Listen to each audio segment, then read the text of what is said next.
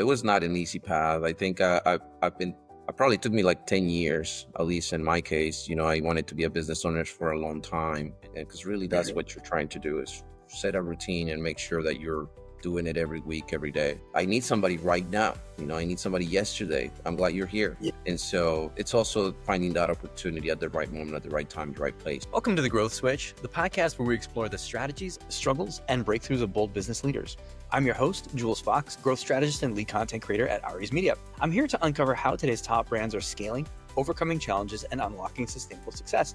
Now, for those of you just tuning in, Aries Media helps grow successful brands like yours with comprehensive hands-on support for sales, business development, and performance marketing. Go ahead and drop growth in the comments if you want to learn how to do that. Today, we are fortunate enough to have Vinicio Sanchez on the podcast. He's a dynamic entrepreneur. He's got a number of different big ideas, businesses. He's a real estate investor. He's built 3 thriving businesses by blending operational excellence with creative vision to drive growth across staffing and real estate and property services. So, welcome. Thank you, Jules. Thank you for having me here. Appreciate it. Yeah, for sure. So stoked that you're here. So obviously you got a lot of different things going on. What was your path to get into business? What was your path to not be working for somebody so that you could own your own business and start your own? It was a very difficult path. It was not easy. Making that decision took a long time, to be honest. Yeah. I think the first one was wanting to be a business owner. And the second was saving money, figuring out how to save money so that you can invest. Because as a business owner, you have to have some money aside so that you can invest in anything. If you're going to be for example, in our case, we opened a staffing agency. So you need to have cash for payroll. So being able to support payroll for at least 2 months, it was a big goal of mine. So making the decision first, wanting to be a business owner, learning the basics of how to open a business and figuring out things like that. And then deciding, okay, how much money will I be needing and then saving, right? It took years, at least in my case. So it was not an easy path. I think it probably took me like 10 years, at least in my case. I wanted to be a business owner for a long time. And so it's been in the works for at least 10 years before I actually decided to go on my own the first time. Yeah. But I imagine taking that first step is 10 times as hard as taking the next step, right? When you're first trying to figure out, how am I going to bootstrap this thing? How am I going to launch this thing? It's that inertia and that first push. But once it's going, do you feel like the rest of the businesses were a little bit easier? Yeah, I mean, once you open the business, you got the money and things start going and you starting getting your first client. Yeah, it's a little bit easy. It gets easier at the beginning. It gets harder as you grow. But yeah, it gets easier, I would say, than before that. Because like you said, I mean, it's just getting over the fears too. Because I was afraid of, what if I lose all my money? I save all of this money to open the business, and what if I lose it? It took me a long time to save up, and now I can lose it very quickly. So that fear is real, and that also can sometimes stop you from moving forward. Yeah, people say there's nothing to fear but fear itself, but actually it's just a practicality, because as a business owner, you have everything to lose. You could lose all of the money, but when it does work out, then you can, you're not just stuck with an hourly or a salary job, then you can make all of the money as well when that business is successful. Oh yeah, definitely. For me, I think once the businesses started producing and having net income, then I saw the opportunity and I was like, wow, this is worth it. The stress, the fear, coming over your fear, because there's still the fear. And at least for me, the second year, the third year of being in business was like, wow, this is definitely has changed my life in a lot of ways. So being a business owner has definitely changed my life in very positive ways, and has opened a lot of doors for me, a lot of other opportunities that I thought it would be impossible to have. And it also opens your mindset. It kind of, because I come from a very, very, I would say, poor family. So our family was very, very poor. So my background, I didn't have the opportunity to go to private schools or anything like that. I went to all public schools. I actually went to college with a scholarship. I didn't have the money to pay for college. So you come in with a lot of ideas in your mind that you can't do certain things, or you can't imagine to make so much money, right? I remember a long time at the beginning, when I was younger, my goal was to make $100,000 a year.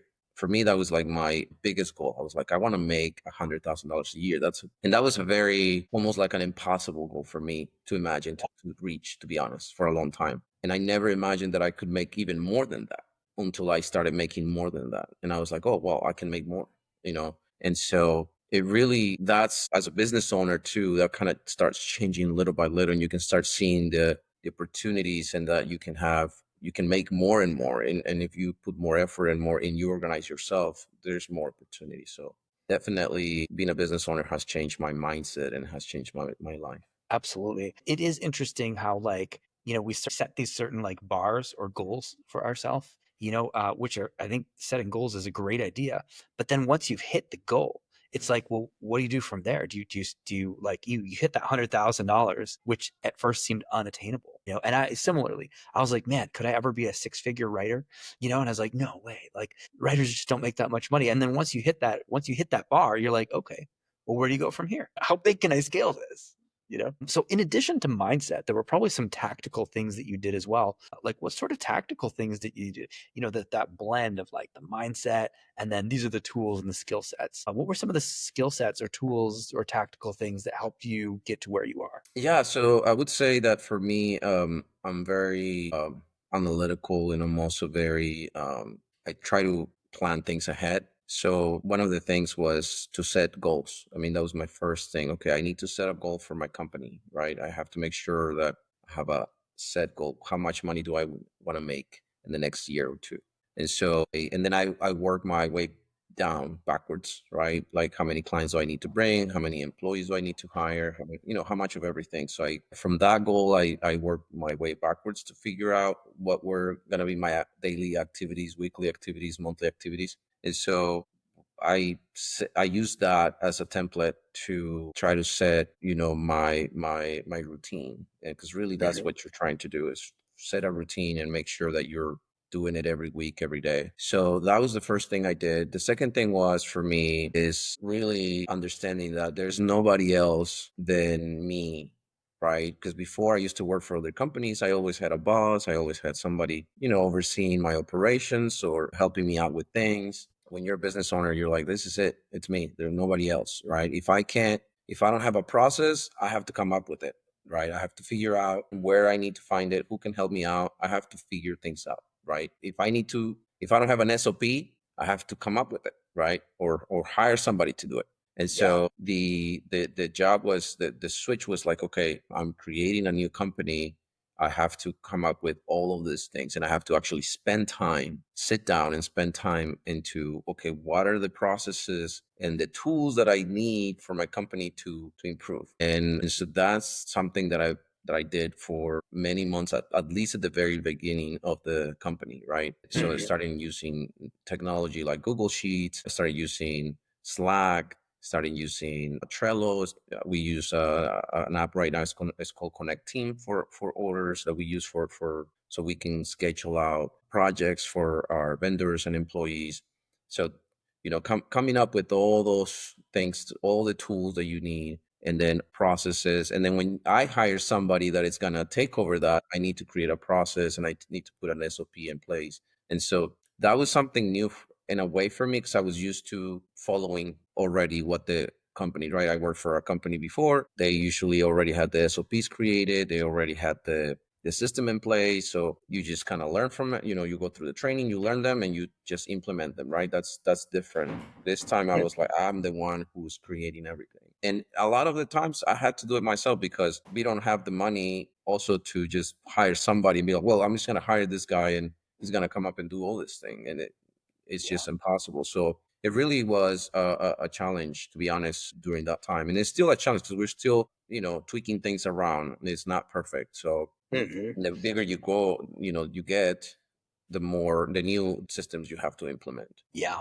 Yeah, absolutely. And especially with a recruiting business as well. Often with a product-based business, you have one buyer.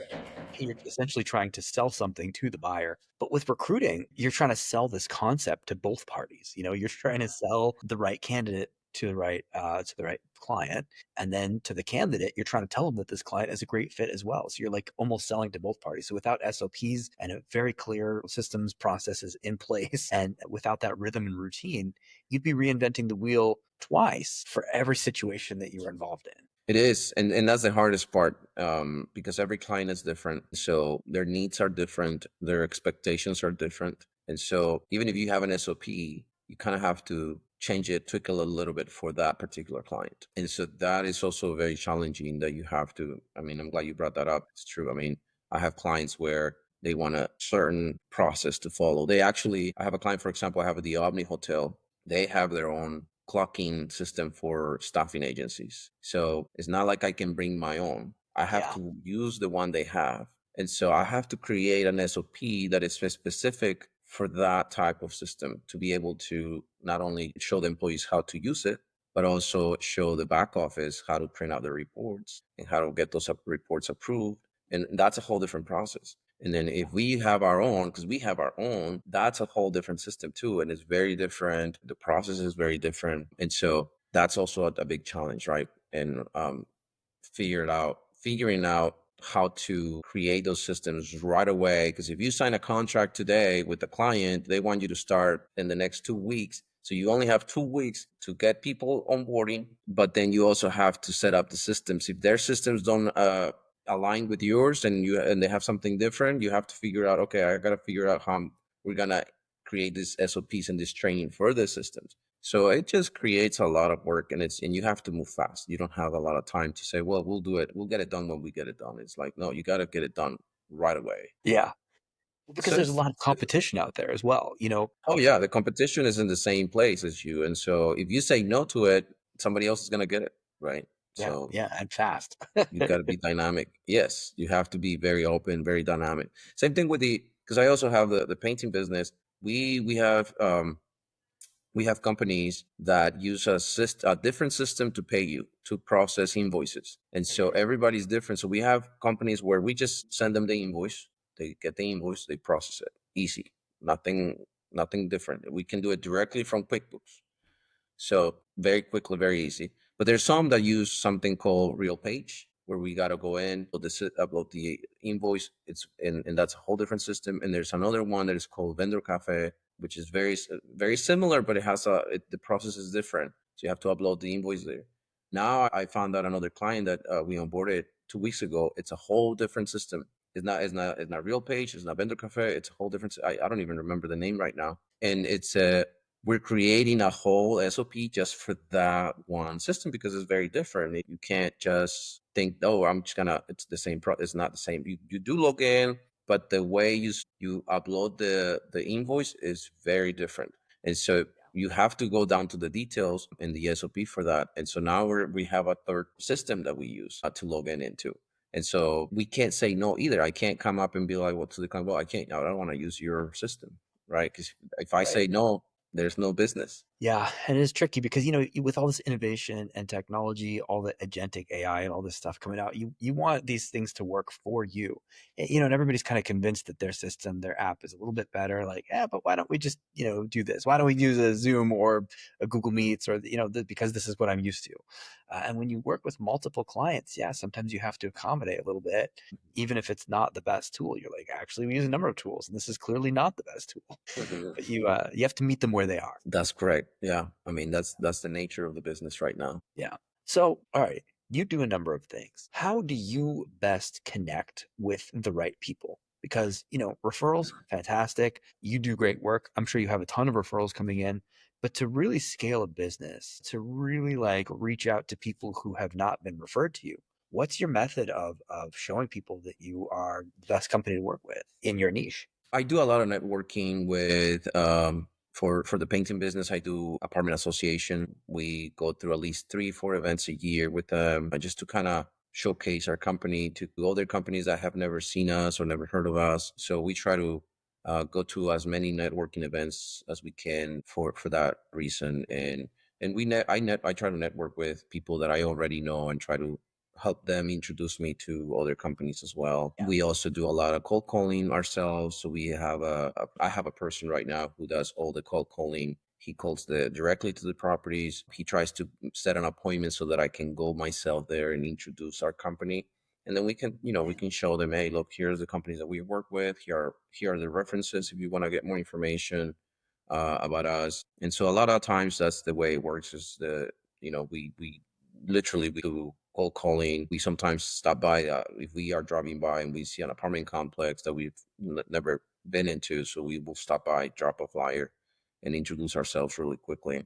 So we do a lot of that stuff, and it works. I mean, a lot of times we end up going into an apartment complex that was desperate, and they're like, "Oh, I'm I need somebody right now. I need somebody yesterday. I'm glad you're here." Yeah. And so it's also finding that opportunity at the right moment, at the right time, the right place. And so we do that for the cold calling as well, with the Mhm. idea that we're trying to find that person that needs us right now. And so a lot of times we end up adding clients. Sometimes we actually even slow down and be like, "Hey, don't do too much, because then we need to hire more painters, so we can't add more." So we have run into situations where we kind of slow down that, because we know that if we continue, we're gonna get more. And so we kind of slow down and be like, "Hey, hold on, let's make sure we take care of these clients first, and then we've got to make sure we hire more painters, more people, before we start ramping up again sales." And then also the cash flow situation, right? You get more clients, that means your payroll has increased as well. So you got to make sure we have the cash to sustain the growth. And so sometimes we have to kind of slow down a little bit so that we're not running into situations, especially because the clients that we work with, they take 30 to 45 days, sometimes 60 days to pay. And so if you add $20,000 a week in payroll, that is about $80,000 a month. That's Mhm. $160,000 in 2 months. Yeah, you can run out of money like very, very quickly, Too very quickly. easy. Yeah. So you have to be careful. I have to be watching my money and be careful with that. Like, we just onboarded a client recently that we don't know very well. And so I told the manager, I said, "Look, we're going to give you only $5,000 a week in credit, which is a Mhm. $20,000 a month in credit. That's all Mhm. I'm gonna give you, because I don't know your company. I don't know if you guys pay, right? Or I Mhm. don't know if maybe you guys do pay, but I don't know if you guys pay on time. Yeah. And so I have to be careful with my cash flow. Even though they want to give us more work, because the guy actually reached out 2 days ago and he's like, "Hey, can I give you more work?" And I told one of my team members, "Tell him I'm sorry, not right now. We there he's new. We don't know his company. We have to make sure we get the pay first. Yeah. As soon as I start seeing the checks coming up every week, then yeah, we can probably increase it $10,000. But right now, we have to, even though the opportunity is there to make a lot of money with them, I have to be careful with my cash. Yeah. Yeah. So And we that's run and that's a into good those problem to have. situations. I mean, Amazon had that problem, not recently, obviously, but, when they were developing, cash flow issues usually just mean that you're experiencing rapid growth, and then when you're trying to, just fund payroll, that's usually a good problem to have. It's a good problem, but it's very stressful, because I have It's still a been in problem. that situation. Like with the Yeah. staffing agency, right after COVID, all the hotels opened, right? And Yeah. they were understaffed, every one of them. And I only had so much cash, right, Yeah. in my hand. So I actually only had to kind of pick and choose who I was gonna say yes to. So when we opened back up, and during after, we only were able to handle a few. So we actually had to say to some hotels, "Hey, I'm sorry, right now we can't do it." Yeah. Yeah. And lost the opportunity to work with them, just because we didn't have this huge amount of money to be able to say yes to everybody. Yeah. And so that's something that happened to us when we recently started the staffing agency. And then even after a year later, we had a client that they were spending about $100,000 a month with us and revenue, but they were not paying on time. They were always late, 45 days, 60 days. And so that was affecting our cash flow. And so during that time, we didn't want to lose that client. We knew they were paying, they were just taking longer. And so Yeah. during that time, I was not able to grow more and get new clients, because I was struggling with the cash. And so that was causing me issues. And so I was not able to really say, well, let's keep growing, right? Because we can find somebody else. No, it puts you in a situation where, okay, I need to probably replace this client because this client doesn't pay on time, but I really can't, because I don't have enough money to get another client and add it on the payroll. So Mhm. it puts us in a really tough position during that time. It was not an easy decision. We eventually let them go, but it was Yeah. not an easy decision, and we had to actually wait several months before we started moving. Yeah. Tricky. It's So tricky. so what would you recommend to other founders, to other entrepreneurs who are maybe experiencing some of these growth problems? Anything that helps you in particular? I mean, I think one thing that I'm doing now is I don't give credit to new companies that I don't really know. So Mhm. don't give them credit right away. Because if Mhm. you don't know them and you don't know if they're going to pay on time, just be careful with them. Grow with Yeah. them, but don't go crazy because they're going to put you in a really tough spot. So I Mhm. would advise that first. If you know the company and you know they're going to pay, go crazy, right? But also create good lender relationships. Work on Yeah. your credit, right? Make sure your credit score is good. Mhm. Get some credit cards. I know a lot of business owners that are like, I don't have credit cards. I've never used credit cards for Yeah. my business. And I'm like, what, you're paying with your debit card? He's like, yeah, I use my debit card. I'm like, dude, you shouldn't be paying with your debit card. That's crazy. Yeah. Get a credit card. And they're like, oh yeah, I'll get it. They don't see the benefits. There's so many benefits having credit cards, to be honest. So get your credit score up, get credit cards. As soon as you open your business, get a credit card. Yeah. 0%. There's a lot of them out there that are 0% for 12 months. Get those first. Get the ones that give you the most return, right, on your money. Because you're gonna be spending money anyways, right? You're gonna be spending thousands of dollars. Might as well get something back. And so Absolutely. Yeah. and it allows you to, if you get credit cards, it allows you to create that credit, business credit, where eventually you can apply for a line of credit, right? and Right. and have both the credit card and have line of credit, so that if you grow, if you happen to acquire a big business or a big client, Mhm. then you can use those credit cards or use the line of credit to pay your for your payroll and support that growth, because you're gonna need it eventually. I mean, as a business owner, as you grow, you're gonna need that cash. Yeah. And Smart. so I think that would be my first advice. And the second is work on making sure you save as much money as you can, because that's really the biggest thing too. Having cash. Cash is king. Yeah. If you don't have cash, you can't do nothing. Yeah. No, great advice.